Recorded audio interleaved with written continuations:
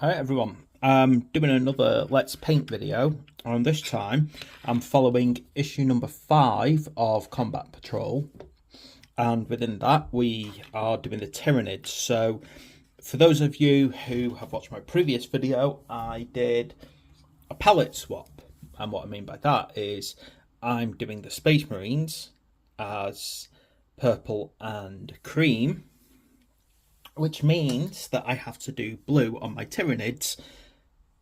So I'm using the Macragge blue that we got in issue 4.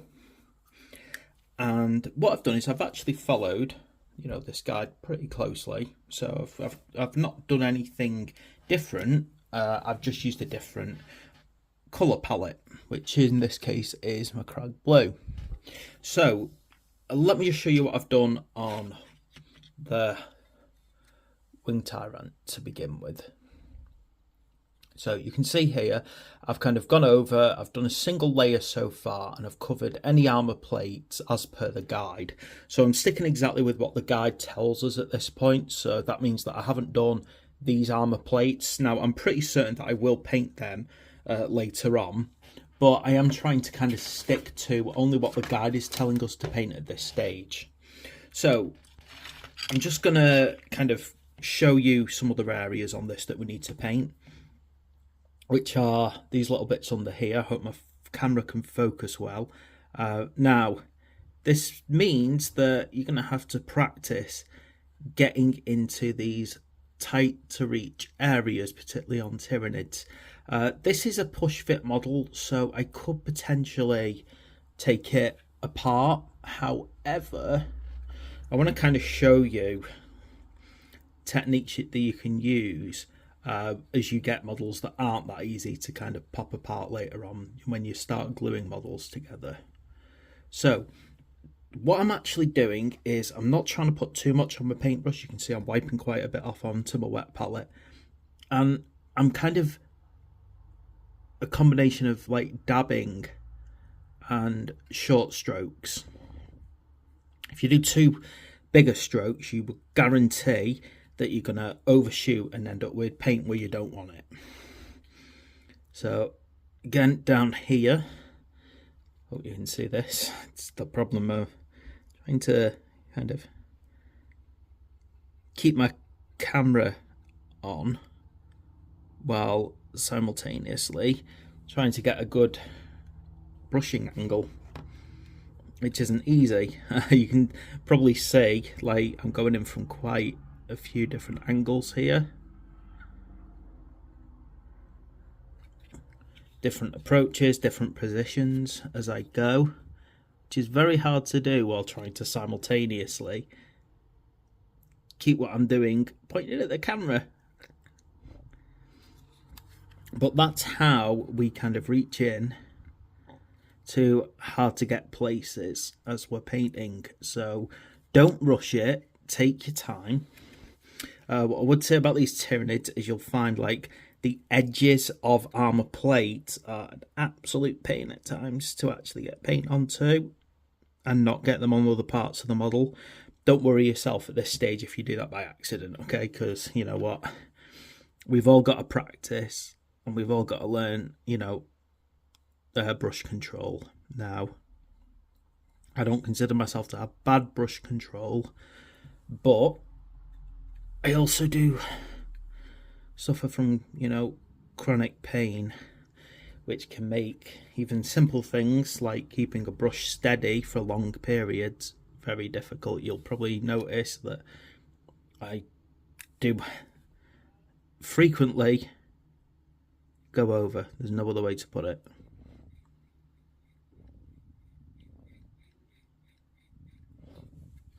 Just give my hand a moment to rest. Yeah. For myself, I do have to frequently take breaks. Now, the good thing about making a video is I can pause the camera and come back to it like I haven't gone away, but I do actually sometimes have to take long breaks. But what you got to remember is it's supposed to be a fun hobby that you enjoy, not a chore. Okay, honestly, if you've reached this point and you're finding it a chore, then, you know, ask yourself if you see you doing this long term. I myself love doing this, even though I find it actually very painful and exhausting. So here I'm trying to get into this a little bit here.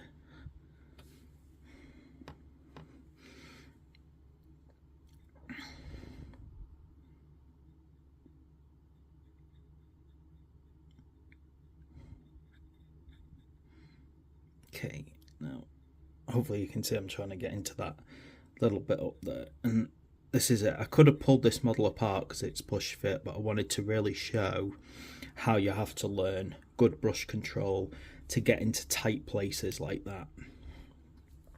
So now that's had its kind of first layer.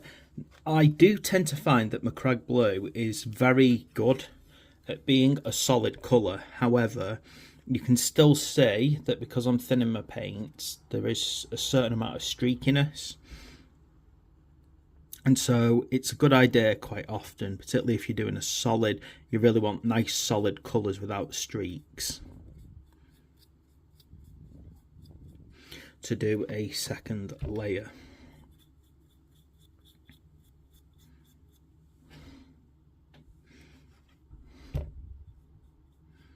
Which is exactly what I'm doing right here. Again though, I'm just trying to not have too much paint on my brush. So I do tend to find that Macragge Blue goes on nice and solid.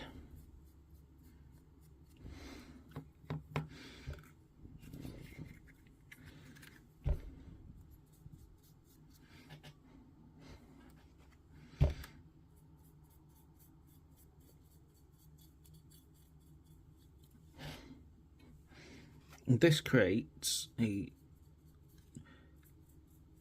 good appearance.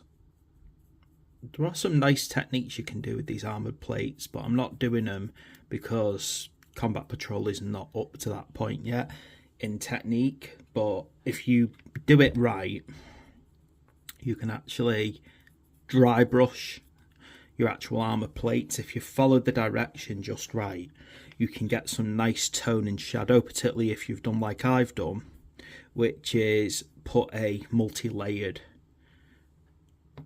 undercoat. So you'll notice that my miniature has a lot of light grey on it. If you also look closely, as it goes to the underside of the model, it goes into a dark grey. Now that's because I can't paint a model without a proper undercoat. It's simple. I can't do that. It just goes against everything that I know. And of course the magazines don't go into spray undercoats because, you know, they're not going to give us spray paints with these magazines. So I do advise getting yourself some spray paints. Now, in order to achieve this kind of multicoloured, multi-tone spray paint, I've actually sprayed the whole model in black to begin with, so a pure black. Then I've gone up to Mechanicus Standard Grey. And then I've finished off. Let me make sure I've got this right. With some Grey Seer contrast spray. That creates a lovely effect. But it's not something you have to do. So, you know, if you feel that that's too advanced, just do a single solid colour, you know, undercoat. However, my advice on that one is just do not use black as a pure undercoat. Black as a pure undercoat takes absolutely ages to build up over. And you get a similar issue with pure white undercoats as well. Pure white undercoats have a horrible habit of making everything look streaky, very, very badly streaky. So my advice is always go for a mid-tone colour, like Mechanicus Standard. Is it Mechanicus Standard? Yeah, I think it's Mechanicus Standard it's called. Which gives you a kind of a good solid colour to work over. Works well with blues in particular.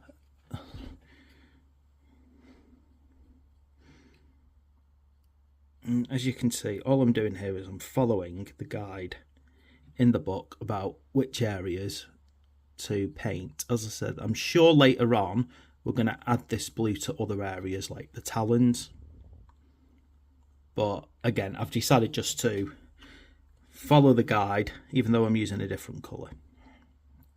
Now, if you are choosing to follow my colour scheme that I'm using on my miniatures, you're going to find that your Tyranids don't have a body colour yet. So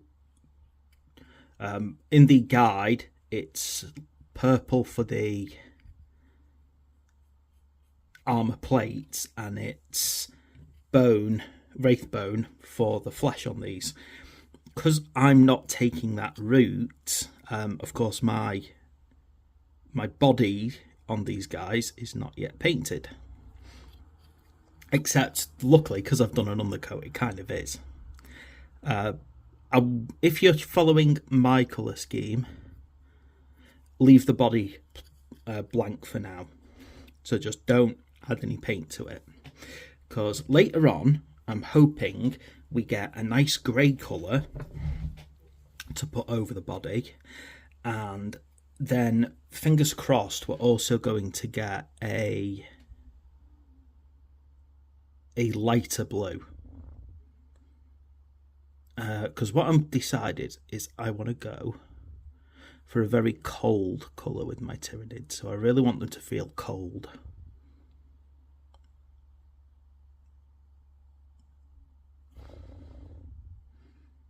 Because personally I think the idea of Tyranids and snow just looks great.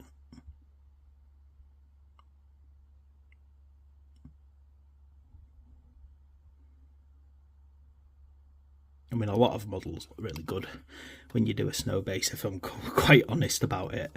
It's probably one of my favourite kind of bases to do.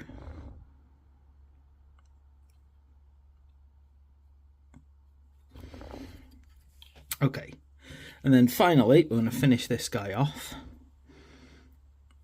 with doing his back carapace.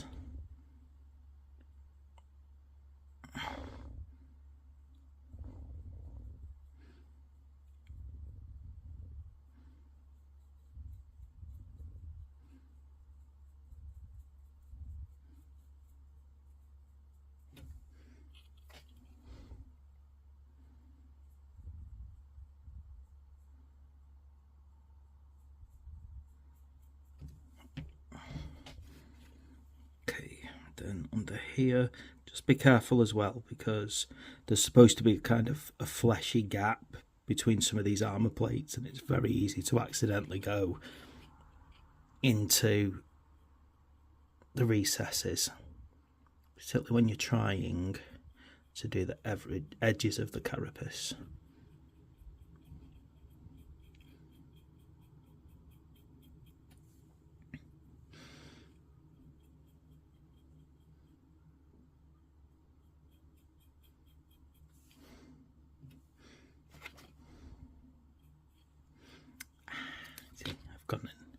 Got a bit of paint on that part of the miniature that I didn't want to, but I'm not going to worry about it because I can fix that later on.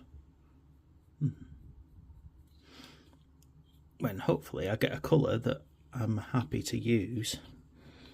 I've noticed that my camera keeps like unfocusing, which I'm not happy about, but can't do much about that because it's trying to focus too much on my hand instead of on the miniature.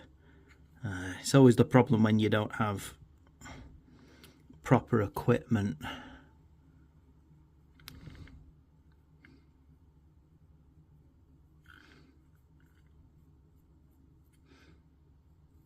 Right, and then down to the tail. Dropping things now. Dropping paintbrushes.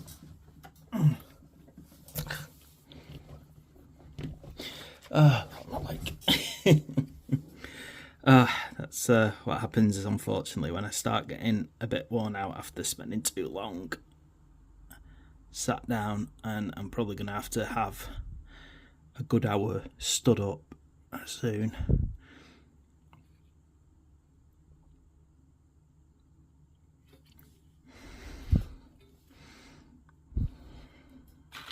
You know, I wonder if part of my focus issues is because I've got those other models there and it's trying to focus on the things on the background instead of at the front.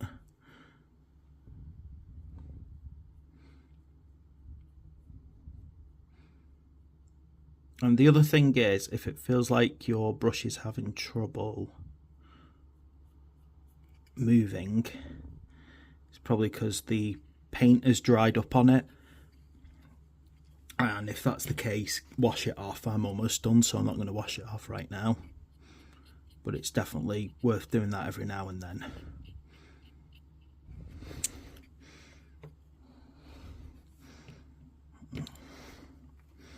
It's also why your wet palette is useful, because it keeps both your brush and the paint nice and fluid.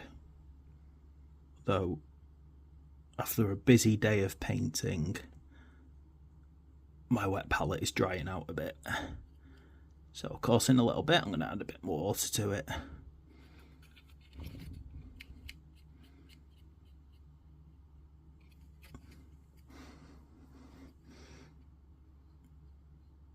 Okay, and there we go. As you can see, I make mistakes. I mean, no means you know, like one of these amazingly high quality dexterous painters. I don't have that ability, unfortunately. So you know, sometimes I struggle. Just make sure. You may need to give some of them a second coating to actually get a nice solid colour over them, but other than that, that's our kind of first layer of our Tyranids done. So please like and subscribe to my channel. Thanks for watching, and I will see you next time.